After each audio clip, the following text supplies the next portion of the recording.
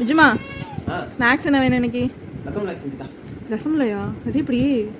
திசையே தெரியாது உனக்கு. சரி வா போ. ஃபஸ்ட்டு 1/2 லிட்டர் பால் பேக்கெட்டை 2 பேக்கெட் எடுத்துக்கோங்க. அதை எடுத்துகிட்டு ஸ்டவ்வை ஆன் பண்ணிக்கோ. ஆன் பண்ணிவிட்டு எடுத்த பால் பேக்கெட்டை பாத்திரத்தில் ஊற்றிக்கோ. கொஞ்சம் பெரிய பாத்திரமாக இருந்தால் நல்லாயிருக்கும் நம்மளுக்கு செய்கிறதுக்கு.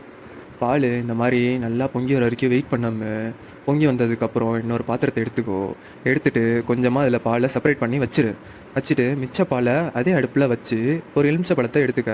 அதை பாதியாக கட் பண்ணி மிச்சம் இருக்கிற பாலில் ஊற்றி விட்டினா பால் திரண்டு வரும். திரண்டு வந்த பால் திரட்டியை வடிகட்டி எடுத்துட்டு அதில் ஒரு ஸ்பூன் கார்ன்ஃப்ளவர் மாவை போட்டு நல்லா சாஃப்டாக பசைஞ்சதுக்கப்புறம் நல்லா ரவுண்டாக உருட்டி எடுத்து தட்டி வச்சுக்கோ இந்த ஷேப்பில். அப்புறம் ஒரு பாத்திரத்தை எடுத்துக்காம அதில் கொஞ்சம் தண்ணி ஊற்றி நல்லா அதை கொதிக்க விடு. கொதித்ததுக்கப்புறம் 1 கப் சர்க்கரையை அதில் போட்டுட்டு நல்லா சர்க்கரை கரையிற வரைக்கும் கிண்டணும். கிண்ணதுக்கப்புறம் தட்டி வச்ச பால் திரட்டியை இதில் போட்டுட்டு ஒரு 10 நிமிஷம் நல்லா கொதிக்க விடணும். 10 நிமிஷம் கழித்து பார்த்தான்னு வையாமல் நல்லா புஃபியாக ரசகுல்லா ரெடி ஆகிருக்கும்.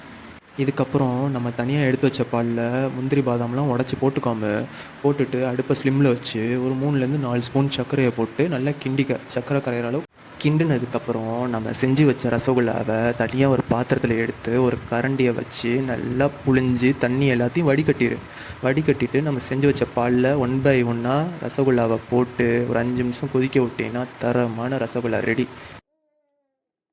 இந்த மாதிரி வீடியோ வேணும்னா கமெண்ட் பண்ணுங்கள். வீடியோ பிடிச்சிருந்தா லைக் பண்ணி சப்ஸ்கிரைப் பண்ணிக்கோங்க. டாட்டா.